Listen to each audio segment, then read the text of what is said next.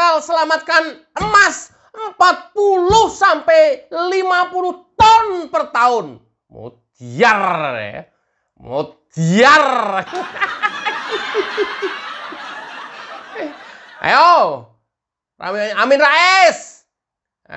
Pantes kamu marah-marah terus. Pantes kamu membenci Jokowi terus. Faisal Assegaf, otak lu harus mulai berpikir realistis. Jangan hanya berdasarkan kebencian. Ayo. Deddy Sitorus dan orang-orang PDIP yang terus menyerang Jokowi. Ayo. Ayo. Siapa lagi? Refli Harun. Ya. Mantan Komut. 2 kali BUMN yang dipecat Jokowi. Ayo. Dan para pembenci-pembenci lain. Alasan apa yang membuat kalian benci pada Jokowi? Saya nggak menyuruh kalian senang sama Jokowi ya. Tapi apa alasan kalian membenci Jokowi? Hanya satu-satunya orang di Indonesia yang bisa menyelamatkan kekayaan alam negara yang selama 70 tahun dikuasai oleh asing. Ayo. Ayo. Ayo. Biar ya. Ya, kemarin Jokowi meresmikan smelter pengolahan tembaga dan emas hasil penambangan Freeport di Papua dan diolah di smelter Gresik, Jawa Timur. Ayo. Ayo. Ayo. Biar ya. Ada orang Indonesia yang kayak gini? Ada pemimpin kita yang seperti ini? Loh, realistis saja. Enggak, gua bukan pemuja Jokowi. Enggak. Realistis. Realistis itu matanya melek, tapi enggak buta. Jadi bukan yang mata jereng. Kalau mata jereng itu kan melek, tapi buta. Itu mata jereng namanya. Kalau mata jereng, itu nggak bisa melihat fakta-fakta yang ada. Ya, dia hanya bisa mendengar, kemudian menyebarkan hoax yang dia dengar itu. Itu, yang matanya yang jereng-jereng ini, kan melek, tapi jereng. Dia nggak bisa melihat itu. Ayo. Seluruhnya, semua pembenci Jokowi. Termasuk Sivitas Akademika, dosen, guru besar, dan profesor. Terutama UGM yang terus nyinyir pada Jokowi. Ayo. Kalian nggak bisa melek ini nih.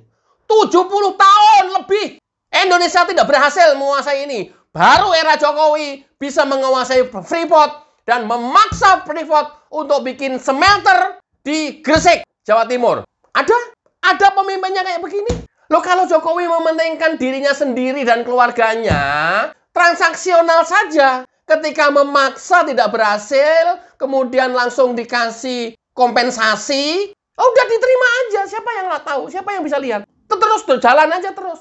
Selama 10 tahun berkuasa, Jokowi dapat jatah dari Freeport. Freeport masih terus 8% saham Indonesia.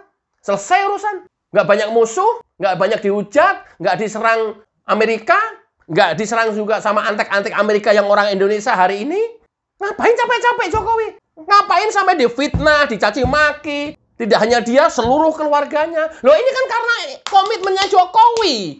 Mengambil seluruh aset kekayaan negara yang dikuasai asing untuk rakyat Indonesia. Loh, kalian kan hal kayak begini saja nggak sadar, kan buta. Melek tapi buta. Itu mata jereng namanya. Mata kalian jereng. Sesederhana ini saja kalian nggak bisa memahami. Jereng kalian matanya.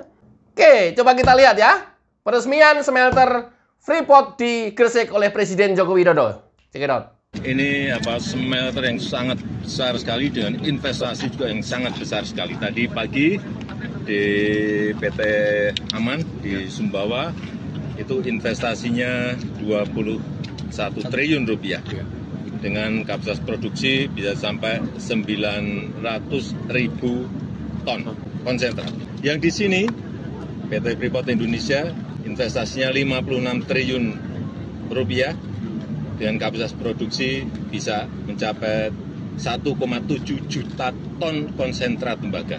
Jadi apa yang sering saya sampaikan, hilirisasi pembangunan smelter itu sekarang betul-betul ada dan memang sangat besar sekali. Bisa dilihat sendiri ya.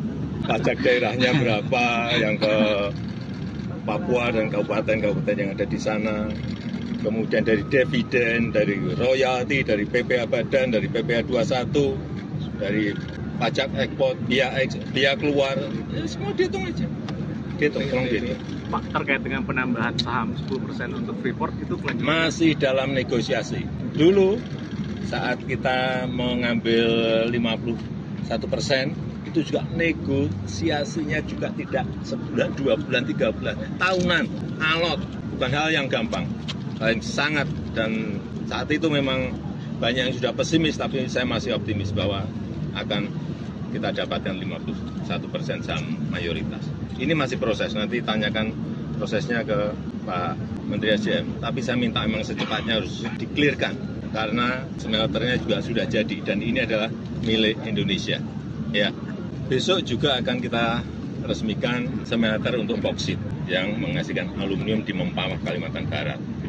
Yang lain-lain nanti, pemerintah baru pasti akan timah, batu bara, semuanya ada smelternya. Tembaga, emas, nikel, semuanya. Dan memang harus secepatnya diturunkan pada produksi-produksi turunan, sehingga betul-betul kita bisa menjadi produsen kabel, produsen alat suntai, produsen aluminium, semuanya bisa kita produksi sendiri, mandiri. Masih dalam proses. Tadi juga ditanyakan oleh Freeport, tapi masih siap diproses di SDM. Terima kasih Pak. Pak, terkait dengan kalau hilirisasi untuk pasir silika gimana Pak? Itu pasir silika apakah nanti akan ada pelarangan untuk ekspor raw material lagi Pak? Yang dilarang itu, yang diperbolehkan itu adalah sedimen pasir yang berada di jalur laut untuk kapal-kapal. Hati-hati, tolong dilihat. Kalau memang bukan itu yang nggak benar. Karena kita butuh, semuanya akan kita hilirisasikan. Pasir, silika, dan lain-lainnya. Termasuk yang ini tadi disinggung mengenai semikonduktor oleh Pak Erick Thohir. Itu juga menjadi incaran kita agar, karena seleniumnya ada, sehingga itu menjadi bahan baku untuk memproduksi semikonduktor juga siap. Sehingga yang paling penting cari partner, cari investor agar bisa bekerja sama. Baik, Pak. Tadi ngajak Pak Fahri Hamzah tadi Pak. Kenapa? Ngajak Pak Fahri Hamzah. Pak Fahri Hamzah itu berasal dari Sumbawa. Oke. Kesini juga diajak Pak. Nah, kalau daerahnya di Sumbawa, saya ajak ke PT Aman tadi. Iya, makasih Bapak. Ya.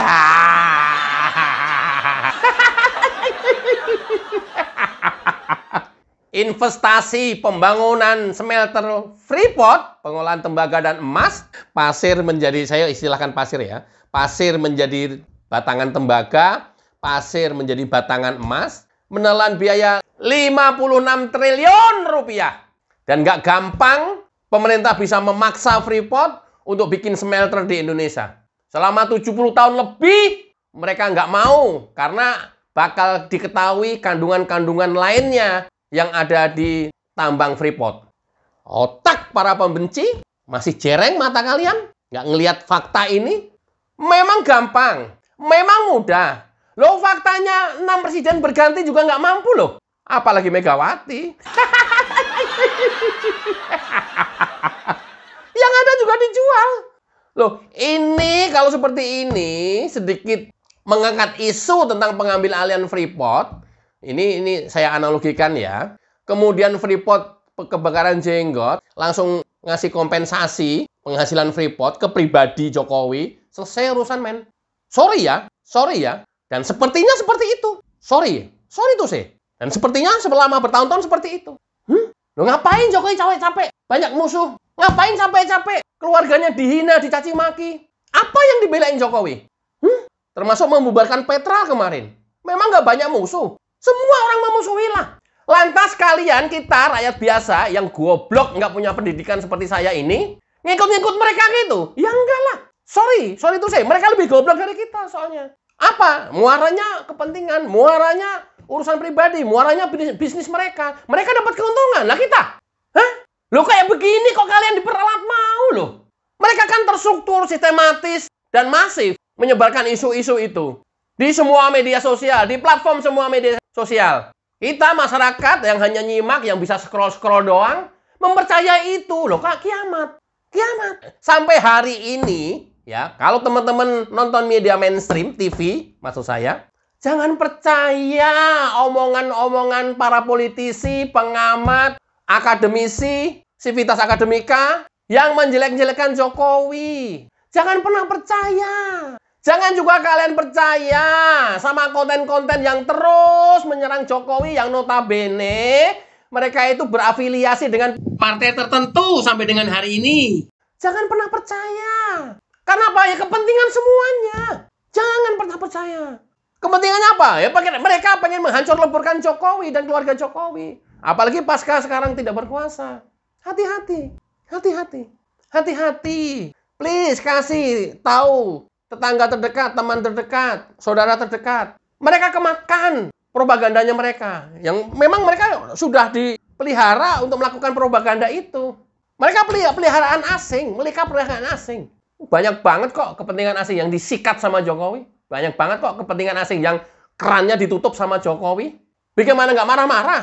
Marah-marahnya kan nggak bisa langsung. Akhirnya lewat kaki tangan orang-orang yang selalu nyinyir. Orang-orang Indonesia pengkhianat bangsa yang selalu nyinyir kepada Jokowi. Oke ya?